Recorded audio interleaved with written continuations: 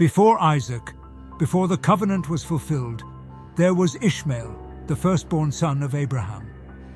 His journey is one of longing, tension, rejection, and survival. In the heart of this story lies the theme of God's faithfulness, even in the most unexpected ways. Though Ishmael may be overshadowed by his brother Isaac, his life reveals an important truth. God sees, God hears, and God keeps his promises. In the early years of Abraham's journey, God promised him that he would be the father of many nations. However, Abraham and Sarah were aging, and Sarah remained childless. Doubt crept into their hearts. As Sarah watched the years slip by, she began to think that perhaps she wasn't meant to have children. In her desperation, she took matters into her own hands. She approached Abraham with a plan. "Take my maidservant Hagar, and perhaps I can build a family through her." In that time and culture, it was an accepted practice for a wife to give her servant to her husband if she couldn't have children.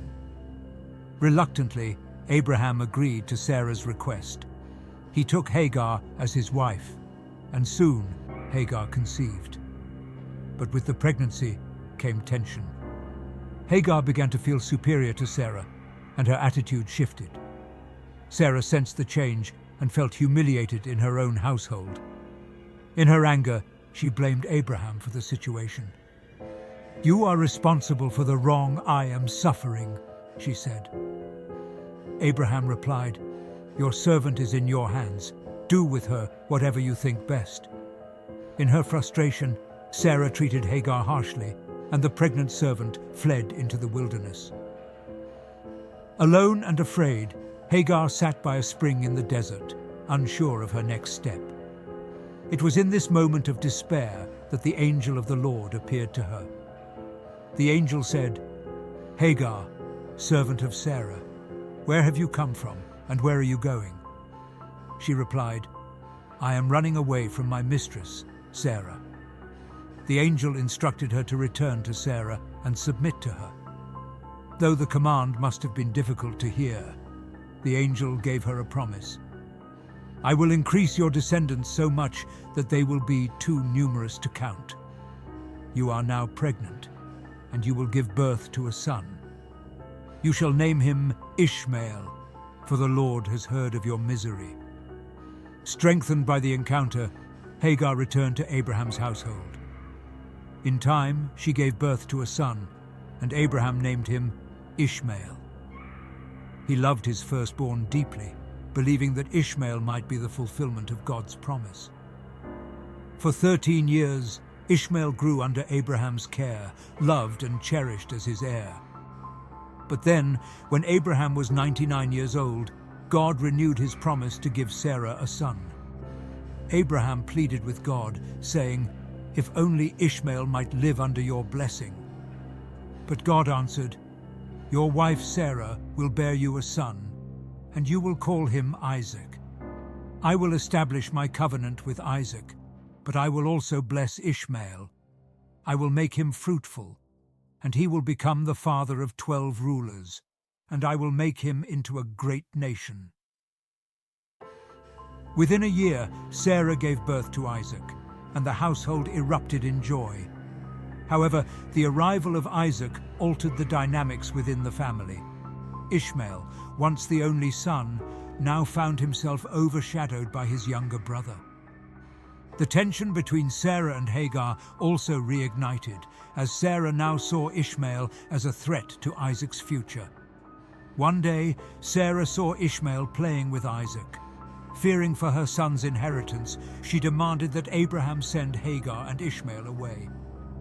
"Get rid of that slave woman and her son, for that woman's son will never share in the inheritance with my son Isaac."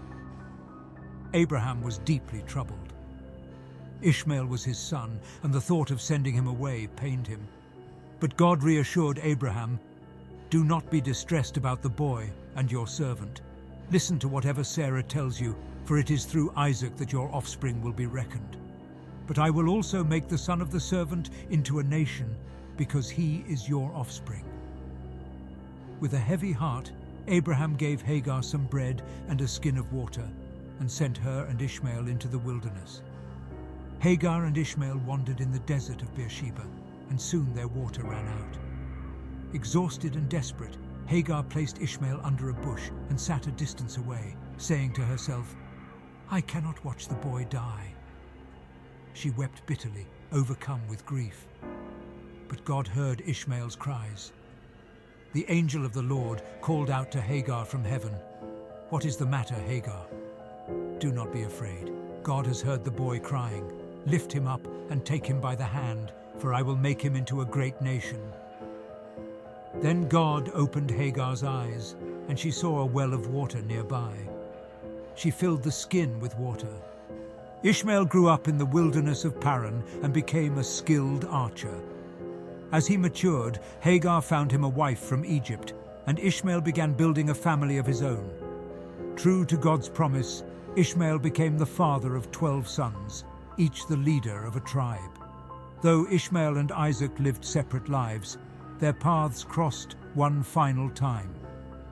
When Abraham died at the age of 175, both sons came together to bury their father. Standing side by side at the burial site, the brothers honored their father's memory. The moment symbolized a quiet reconciliation. Two sons, each with his own destiny, brought together in a final act of respect for their father. Ishmael lived to be 137 years old. His descendants grew into a large and thriving people, fulfilling God's promise that he would become a great nation. Ishmael's life, marked by rejection and hardship, also reflected God's enduring care and provision.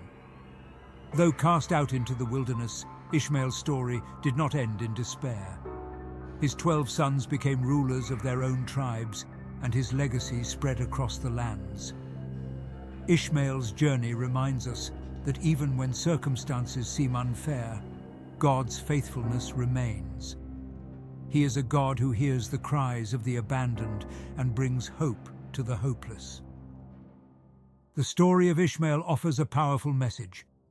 God's promises are not limited to one person or path. Though he lived on the fringes, Ishmael was never forgotten by God. His life reveals the heart of a God who listens, cares, and blesses, even in the wilderness. No matter where you are or how lost you feel, God's promises endure. For more Bible content, remember to subscribe, like and turn on your notification bell.